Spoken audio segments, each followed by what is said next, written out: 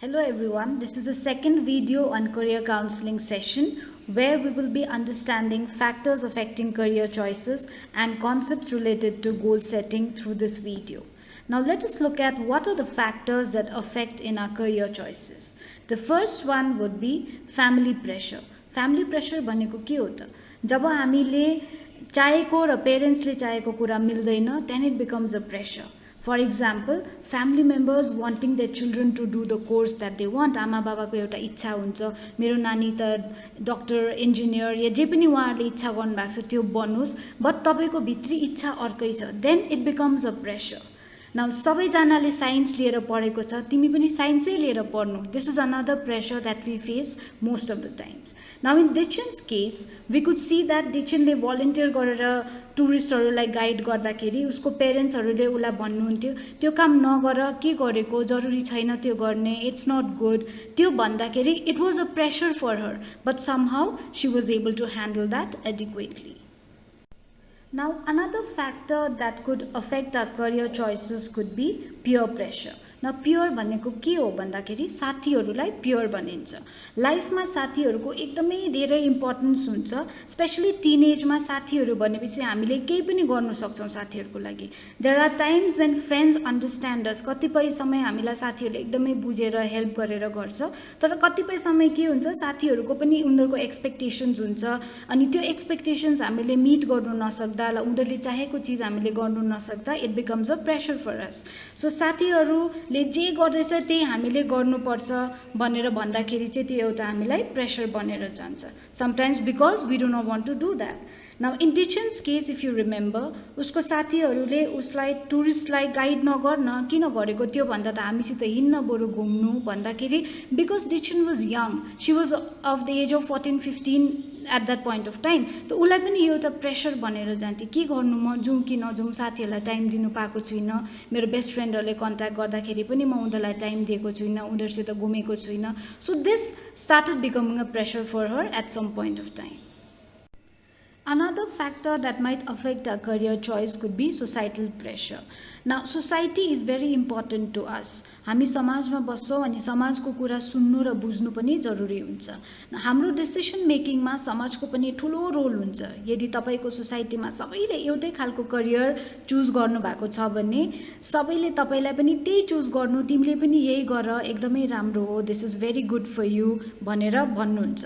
Now if you look at Dichen's example, डिचनलाई पनि school लाइफदेखि नै टुरिस्ट गाइड गरेर पार्ट टाइम गर्यो, but then society was somewhere against her. उसलाई भन्नुहुन्थ्यो के गरेको तिमीले, नगर यस्तो, यो चिज तिमीले गर्ने जरुरी छैन भनेर भन्दाखेरि Dichen had started feeling it as a pressure because फ्यामिलीले पनि त्यही भन्नुहुन्थ्यो अनि फ्रेन्ड्सले पनि त्यस्तै कुरा गर्नुहुन्थ्यो. अब सोसाइटीबाट पनि त्यसै गर्दा डिचनलाई कहीँ न कहीँ यस्तो लाग्थ्यो कि के मैले गलत गर्दैछु, is it something right that I am doing, is this a good thing that I am doing, यस्तो क्वेसन्सहरू उसको माइन्डमा आउनु थालेको थियो. But she handled it somehow. Another factor that can affect us in our career choice could be financial pressure.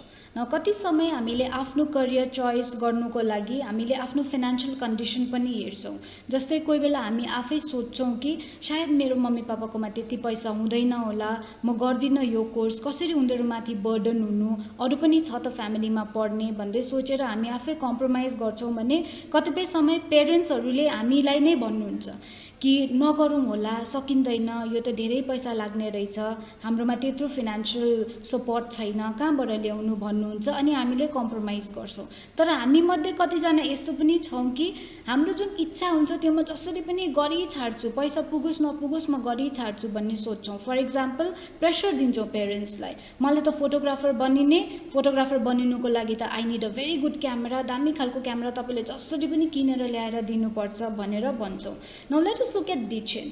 डिचन पनि एउटा गाउँमा बस्ने भएकोले गर्दाखेरि उ पनि एउटा फार्मिङ फ्यामिलीमा बिलोङ गरेकोले गर्दा उसलाई पनि पैसाको अभाव भयो, कमी भयो, उलाई पनि डिफिकल्टी भयो. Now what did she do? उले आफ्नो पकेट मनी कमायो या यताउता गरेर पनि उले त्यसमा म्यानेज गर्यो, बट उसको पेरेन्ट्सले पनि समवेयर उलाई भन्यो कि सकिन्छ के हो एउटा टुरिज्म खोल्नु त, हाम्रोमा त छैन पैसा भन्ने जस्तो कुरा गर्यो. त्यो उसलाई प्रेसर बनेर गयो. Now that we have looked briefly into the factors affecting our career choices, some of you might face all of this as a difficulty, some of you might face only one or two, or some of you might not face at all, or some of you even might feel कि यो भन्दा अझै अरु कुरा पनि रहेछ जसले मेरो career choice मा affect गर्ने रहेछ. If there is anything beyond whatever we have given, तपाईले एउटा कपीमा लेखेर राख्न सक्नुहुन्छ त्यसलाई. Now यति मात्रै भएर हुँदैन नि, फ्याक्टर्स मात्रै जानेर त हुँदैन नि, त्यसलाई कसरी डिल गर्नु त्यो पनि जान्नु जरुरी हुन्छ.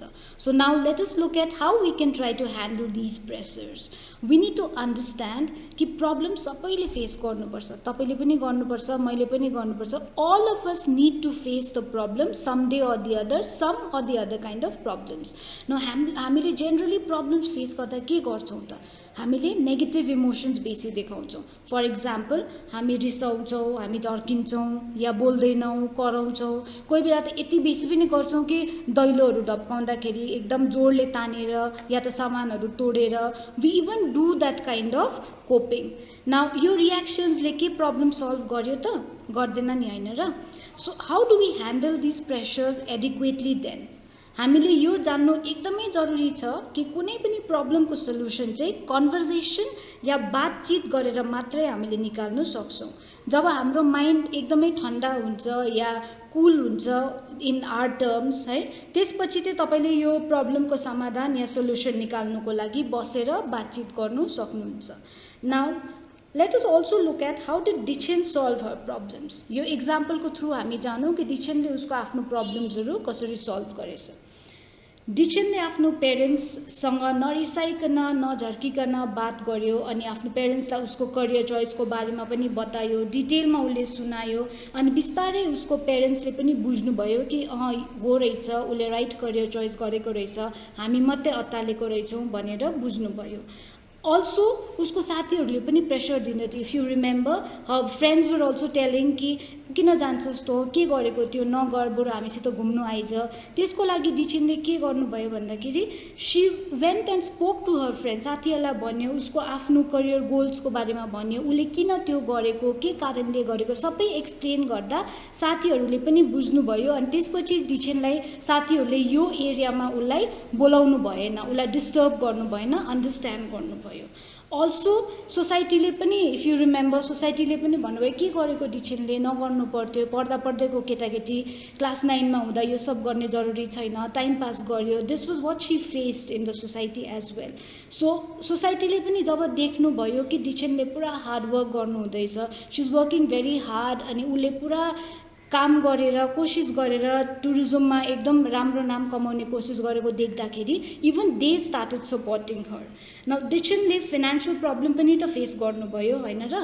सो डिचेनले आफ्नो आमा बाबुलाई कन्भिन्स गर्नुभयो, उहाँहरूले मान्नुभयो, पेरेन्ट्सले बुझ्नुभयो कि ए हो रहेछ, हामीले अलिकति इन्भेस्ट गरिदिउँ भने हाम्रो छोरीले राम्रो गर्ने रहेछ भने उहाँहरूले पनि बुझ्नुभयो. So this is how she handled her financial difficulties. Now डिचेनले कलेज पढिसकेर जब गर्दा उसको गाउँमा अझै 2वटा टुर्स एन्ड ट्राभल्स खोलियो. Now she knew it's a competition. उसलाई थाहा थियो कि मैले जब गर्दा गर्दै अझै 2टा भयो, अझै एउटा त अलरेडी थियो, मैले पनि खोल्दा 4टा हुन्छ, के यो सक्सेसफुल हुन्छ कि हुँदैन भनेर उसको माइन्डमा त्यो कुरा आयो. But then she had her talent, she had her skill, she had her experience. त्यसले गर्दा उसले त्यो कम्पिटिसन पनि एकदमै राम्ररी डिल गर्नु सक्यो, त्यो कम्पिटिसन पनि उसले मजाले ह्यान्डल गर्नु सक्यो. She was able to do it adequately. So तपाईहरूले पनि प्रब्लम्सहरूलाई सामना गर्नु कोसिस गर्नुपर्छ.